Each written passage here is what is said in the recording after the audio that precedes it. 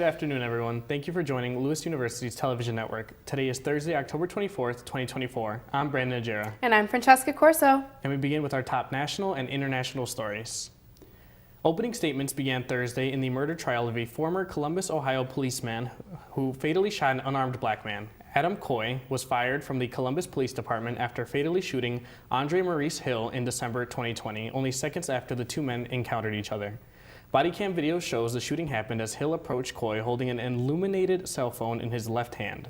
The shooting sparked outrage in the community. A grand jury indicted Coy for murder in the commission of a felonious assault, and 2 counts of dereliction of duty. In May 2021, the city of Columbus agreed to pay a $10 million settlement to Hill's family. 1 person is dead and at least 48 others are sick after an E. coli outbreak tied to the fast food chain McDonald's.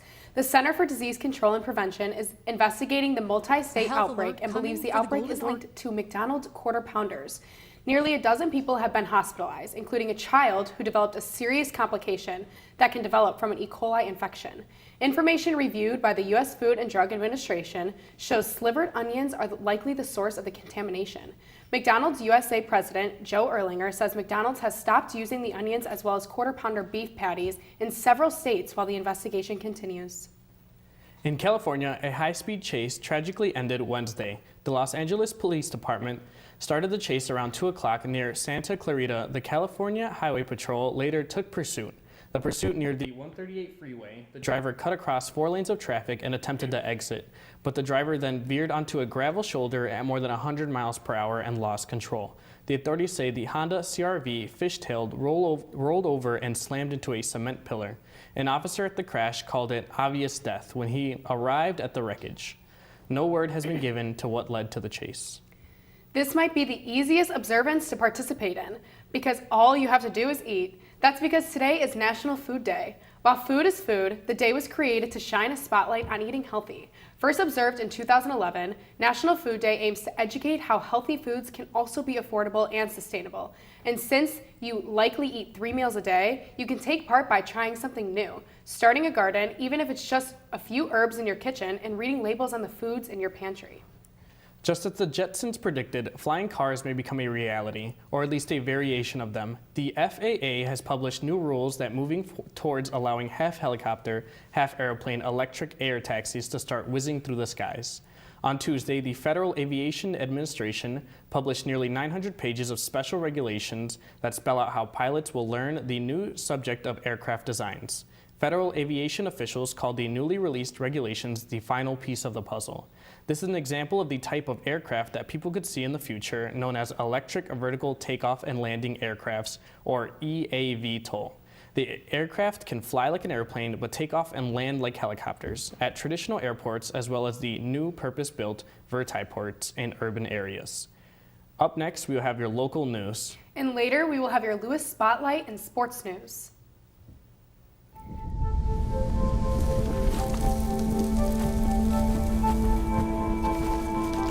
Eva Marie smoked 12,000 packs of cigarettes over 15 years.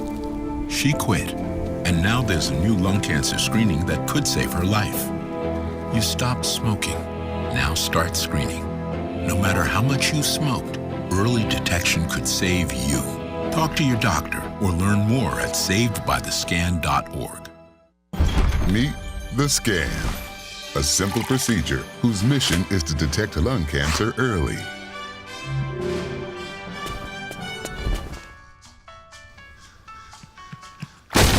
I'm here to save you!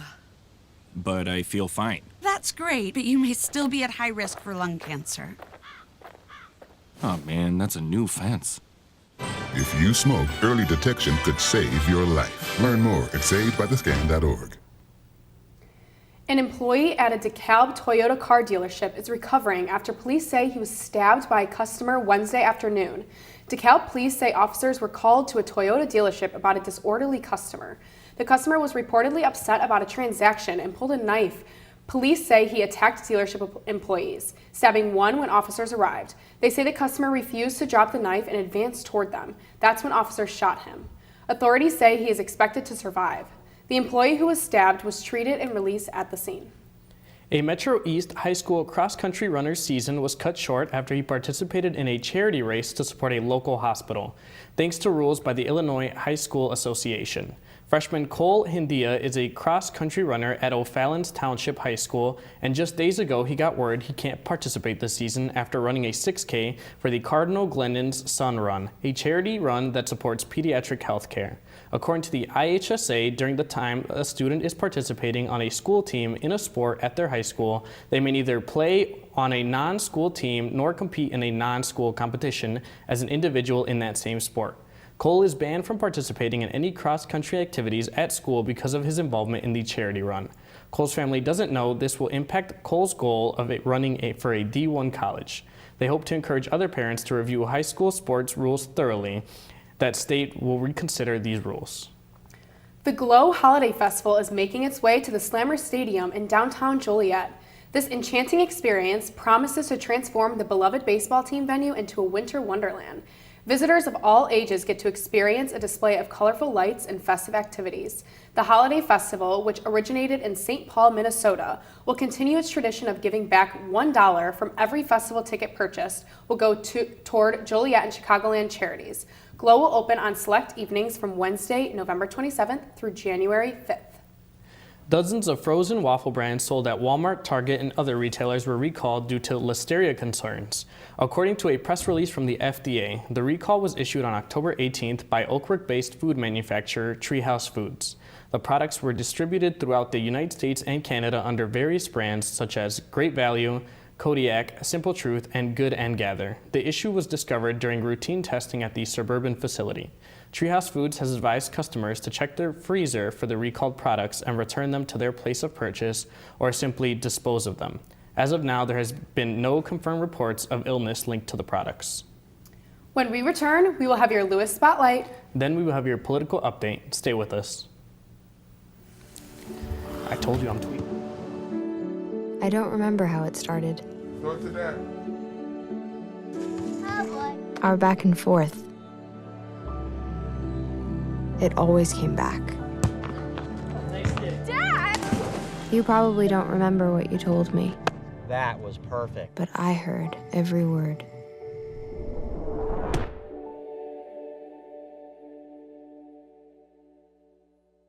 There's so many rewards in life. You coming into our home was one of the greatest rewards we could have ever had. You know, it took 20 years, and I got my third child, who was 17 at the time. It's so cool to watch the adult that you've become, and you really have done as much for us as you think we've done for you.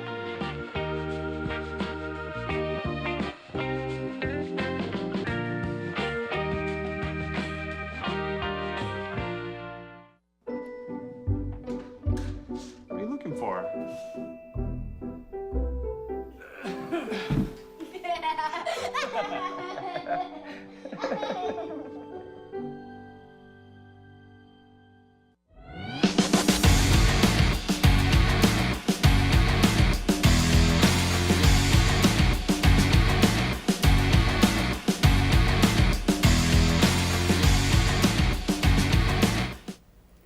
Welcome Flyers. Today I am here with Lori Summers, the Will County Coroner, for your Lewis Spotlight this week. Welcome, Lori. Thank you. Thank you for joining us on thank the you news for this having me. week. Today we are going to do an interview asking you a little bit about your position and what you do here for us in Will County. I first wanted to start off by asking you how you got into the field of forensic work as the coroner and what kind of experience you have in that. Well, my background is in nursing. I'm a registered nurse. The previous coroner that was in for 28 years was planning on retiring, and he reached out to me. He felt I would be a good fit because of my background, and here we are. Got it. Well, again, I know, like you said, that you have that field in RN. You see a lot of pathology, and you see a lot of that healthcare related field in that. So that is for sure very interesting. What are some of your primary responsibilities in your position as the Will County Coroner, and what would you say are some of your favorite responsibilities? Well, first of all, everyone knows death certificates, but the responsibility also falls on overseeing the entire office.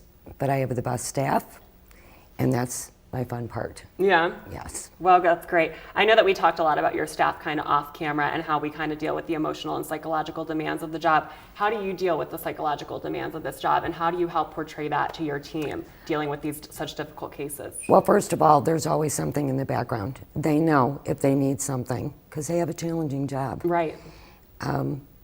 That they come and we'll get them to where they need to go. The biggest thing that helps me is hearing them laugh. Yeah. And we may have quirky sense of humor, but has to be. Right. Has to be. For sure. So, And times of such grieving too. It's like really the kind of the only thing you can be, but I can tell that you're such a great support. And again, with your position, I'm sure that you lead your team so well. Again, such difficult times too for a lot of families. As Will County Coroner, what has been the most rewarding part of your career, would you say? Again, related to public service or outside of public service? I know you said that you were top 5 in the country related to your morgue. So if you want to kind of get into that. Again, I was on the county board while I was still clinically working as a nurse. So I've always been service oriented. As my husband says, you fix things, so go fix it. So we needed a new morgue. Yeah. We desperately needed a new morgue. That, as well as bringing up the level of our staffing, which was critically low, and we've managed to do that. I knew where I had to go. I knew who I had to speak to, and COVID kind of pushed it forward. We had started talking at committees at the county board on getting, just kind of building up. COVID hit. I asked the county board members to come to the morgue, and here we are. Right. 1 year ago, our building opened. We now have 16 deputies. We have, which we didn't talk about earlier, we have a deputy that also works Monday through Friday in the actual morgue getting everything set up because we're that busy. Wow. Yeah. Really, that is such an accomplishment too. And I'm sure that you feel so proud that you were able to help get They're that good. process started. Like I said, when you walk into something and you see something that can be fixed and you're able to do that and you're able to fix it, I can't imagine how rewarding that must feel, especially to help so many people in Will County. What changes or improvements have you implemented in the coroner's office to better serve Will County? So obviously we just talked about the new building, but what else are you guys doing? One of the things that happened with the new morgue being built where it is, we're 45 minutes out now from the farthest areas. Before, when we were, again, way understaffed. Right. It could take up to 5.5 hours because if there's 2 deputies, 849 square miles in this county. I did the comparison. You could drive to Leech Lake in northern Minnesota in the time it would take to drive around our county. Wow. So if we had 2 deputies out, one's in Aurora, one somewhere It's just else, simply not now we enough. got to call in Yeah. Beecher, we're talking 5.5 hours. We are down to an hour and a half. I am not going to tell you that it sometimes goes over. It does. Even with 3 or 4 deputies on, no one makes an appointment to die. No. We never know what's coming in. They could get 6 calls within an hour and a half to 2 hours. And then you just gotta boom, boom, boom, organize. And they're very good at their job, so. For sure. Yeah. Well, again, all great things to see in Will County. And again, I'm glad that the staffing has gone up since Yes. COVID, and I'm sure that has helped with so many cases, just being able to get out, because, we covered earlier how huge Will County is. It stretches all the way from Beecher to Plainfield to Wilmington to Lamont, so there really is a lot of ground to cover. Looking back on your career as Will County Coroner so far, is there a particular case that stands out as having one of the most significant impacts on you or your community or your team?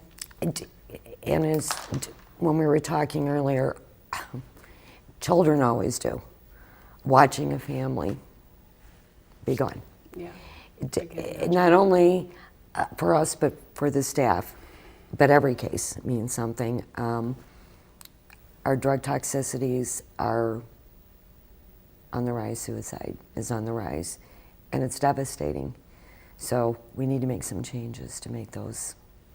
And I'm going to work on that if I get in this next term. For sure. Yes. Again, I can only imagine some of the stuff Yeah. that you see, again, like I kind of covered in one of the previous questions, dealing with the emotional and psychological terms that you have to deal with. It takes a very special type of person for that. So, you are great. Thank you for joining us this week for our Lewis Spotlight. Next up, we will have your sports entertainment and your political segment. Thank you so much. Did you see that? Whoa, we scored? Yeah, we scored. We're going to the playoffs. I can't believe I missed that. Every time I'm buzzed, I spend too much time on my phone. What? I should take your phone away. No, I'll call for a ride. Hey, why does my face look like that? I'm playing with these new face filters. Okay, you know what? Yep, that's mine. I'm gonna need that back. No. Kevin!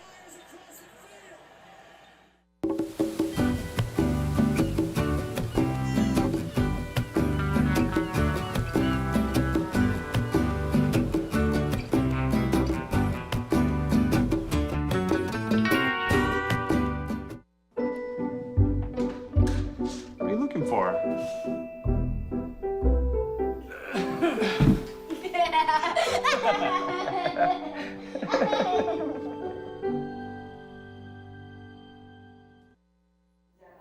Hi, I'm Michelle Stotch with your Political Report. The Pennsylvania Supreme Court says voters whose mail ballots are rejected for defects should be allowed to vote provisionally. The ruling Wednesday could allow thousands of Pennsylvanians to vote in person, even their mail ballots were disqualified due to errors. The provisional vote would only count if the person's mail ballot had been rejected. The case arose out of Butler County, where residents sued after the county refused to count their provisional ballots in the 2024 primary. The intermediate court sided with the residents. Then, the Republican National Committee had appealed the intermediate court's ruling.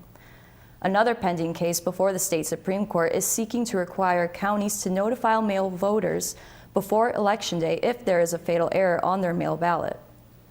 A group of Cub Scouts in Maine learned more about voting with a trip to Town Hall this week.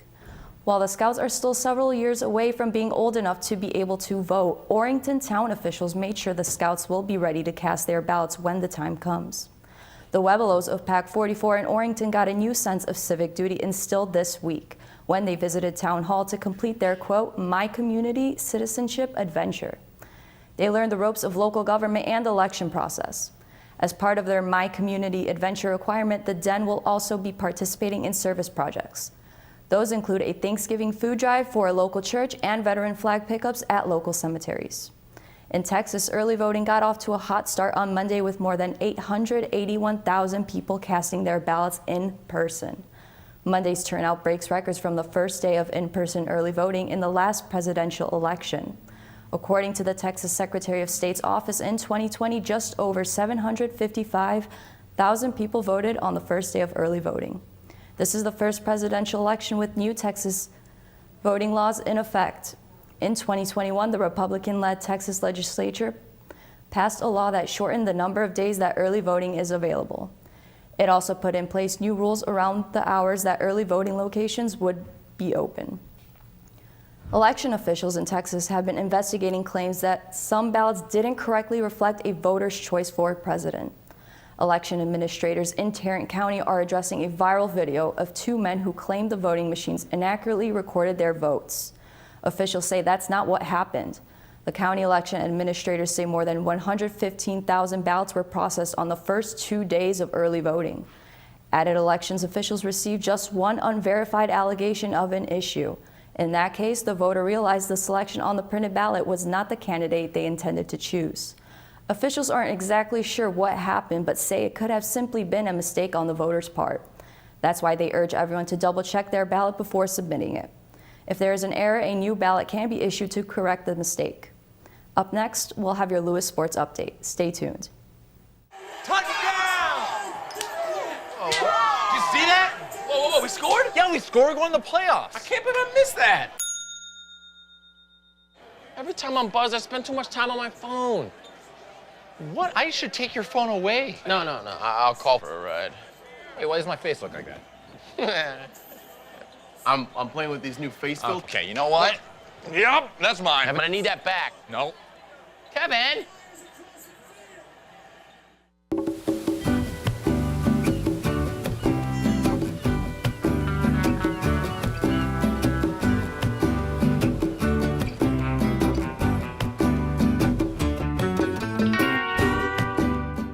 I know kids worry about a lot of things.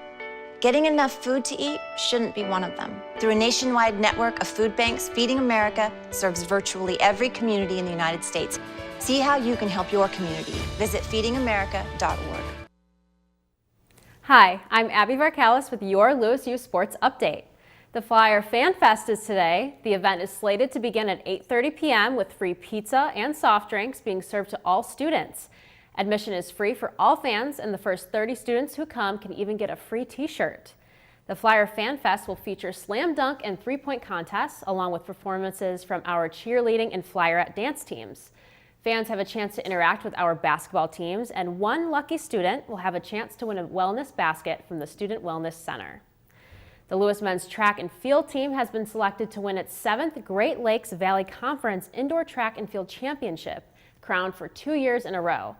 The preseason poll is determined by the league's head coaches, who per GLVC bylaws are not permitted to vote for their own team. The men's track and field team is coming off its 6th indoor crown after finishing with 196 points, 70 points higher than runner-up Missouri S&T. If the Flyers go on to capture the league indoor title, the team would have the most out of any league schools with 7. The Flyers season begins December 6 and 7 at the SVSU Holiday Open at Multis in Saginaw, Michigan. The Flyers women's golf team plays 6th this Tuesday, October 22nd at the Bearcat Dual Gender Tournament at Fair Oaks Country Club. Sophomore Sophia Lawyer tied for 3rd place individually for the Flyers with scores of 74, 77, 79, ending with a 230 total. Placing 30th individually is Katie Misko, who secured a score of 86, 83, 81 for a total of 250. The 3rd highest score from the Flyers comes from junior Cassidy Verzi, who placed 35th and went 87, 82, 83 to end with a 252 total. Lewis is done for the fall and will return to action March 15th at the SVSU Spring Invitational. The Great Lakes Valley Conference announced senior goalkeeper Sebastian Doppelhofer as GLVC Men's Soccer Defensive Player of the Week for his performance this past weekend. Doppelhofer recorded a 2-0 record in goal this past weekend with a 1-0 victories against Missouri St. Louis and Lincoln this past Friday and Sunday respectively. The senior goalkeeper recorded 4 total saves while facing 18 total shots. The Flyers return to action this weekend at Lewis Stadium with 2 key games as the men's soccer team take on number 8, McKendree, which is currently 3rd in the GLVC, and Maryville, which is 4th. Stay tuned.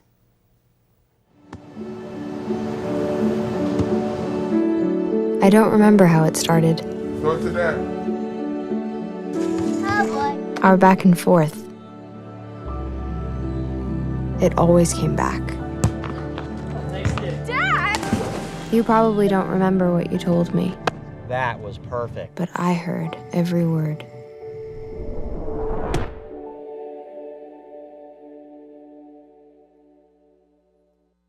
Meet the Scan, a simple procedure whose mission is to detect lung cancer early.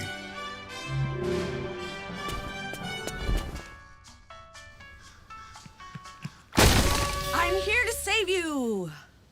But I feel fine. That's great, but you may still be at high risk for lung cancer. Oh man, that's a new fence. If you smoke, early detection could save your life. Learn more at savedbythescan.org. That's it for today's news. Thank you for watching, and as a reminder, you can always keep up with Lewis University's television network on Facebook, Twitter, and Instagram, and by visiting our YouTube channel. I'm Brandon Najera. And I'm Francesca Corso. Have a great night.